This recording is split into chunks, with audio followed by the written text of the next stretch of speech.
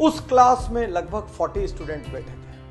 अचानक एक स्टूडेंट खड़ा हुआ और उसने बहुत घबराते हुए प्रोफेसर से कहा, सर मेरे पिताजी ने मेरे इस बर्थडे पर मुझे बहुत कीमती घड़ी गिफ्ट में दी थी, सर वो घड़ी अभी किसी ने चुरा ली। तो प्रोफेसर ने अचरज से कहा, अभी कैसे चुरा लेगा? बोले, सर अभी जो 5 मिनट का ब्रेक हुआ था उसमें मैं अपनी घड़ी अपने टेबल पर रख के गया था और उसके बाद से वो घड़ी नहीं मिल रही है। प्रोफेसर ने कहा, उसके बाद कोई भी इस क्लास से गया और आया नहीं है, इसका मतलब जिसने भी घड़ी उठाई है वो इसी क्लास में है। प्रोफेसर के मन में विचार आया कि इन लोगों को एक दूसरे के बारे में पता नहीं लगना चाहिए कि किसने घड़ी चोरी की। और प्रोफेसर ने कहा, सब लोग अपनी अपनी आंख में काली पट्टी बांध लो। और सब ने काली पट्टियां बांध ली, लाइन से खड़े हो गए। प्रोफेसर ने एक एक करके सबको यूं हाथ लगाना शुरू किया और उस लड़के की जेब में घड़ी मिल गई। प्रोफेसर ने चुपचाप घड़ी निकाली, घड़ी निकाल के जो मालिक था मुस्कुराते हुए उसके हाथ में दे दी और क्लास नॉर्मल चलने लगी, किसी को नहीं पता चला। अगले 2-3 दिन तक वो लड़का घबराता रहा, हड़बड़ाता रहा, भयभीत रहा। उसको डर था मेरी बात आज खुल जाएगी, मेरा राज आज खुल जाएगा, लेकिन किसी को पता नहीं चला। धीरे धीरे वो सब कॉलेज से निकल गए। बहुत साल बाद अब वो लड़का जिसने चोरी की थी वो अब एक बड़ा इंडस्ट्रियलिस्ट हो चुका था। कॉलेज का रीयूनियन का फंक्शन था, वो उस फंक्शन में आता है, वो अब एक सेलिब्रिटी सा है। वो उस फंक्शन में आया और उसने अपने प्रोफेसर के पास जाके उसके पैर छुए। अब प्रोफेसर से कहा, सर मैं आज आपसे एक बात कहना चाहता हूँ। प्रोफेसर ने कहा, बोलो। उसने कहा, सर मेरे जीवन पे आपका बहुत बड़ा कर्ज है, यदि आज मैं जिंदा हूं तो आपके कारण।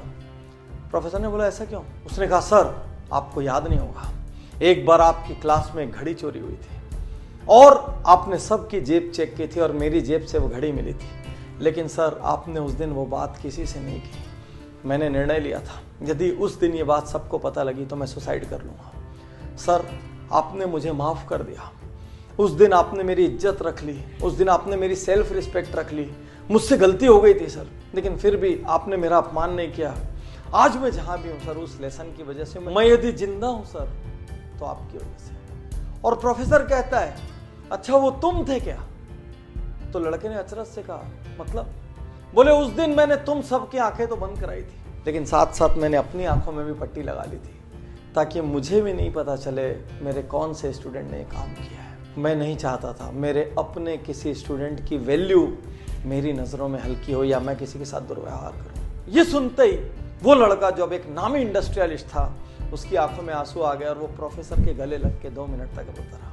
यही तो अद्भुत महानता है, किसी की गलती पता चलते हुए भी माफ कर देना, किसी को इग्नोर कर देना, उसको उसकी सेल्फ रिस्पेक्ट बचाने का मौका दे देना, पता होते हुए भी कि ये कल्प्रिट है, उस वक्त जाने देना ताकि उसको सुधरने का अवसर मिल सके, अपना चेहरा ऊंचा करके चलने का अवसर मिल सके। आज के इस युग में जहां हर व्यक्ति किसी न किसी की गलती ढूंढ रहा है, परिवार में माँ बाप की गलती, भाई की गलती, जीवन साथी की गलती, ऑफिस में बॉस की गलती, कलीग्स की गलती, कुछ और नहीं हुआ तो देश की गलती, समाज की गलती, राजनीति की गलती, सरकार की गलती, सबकी गलती ढूंढ रहे हैं।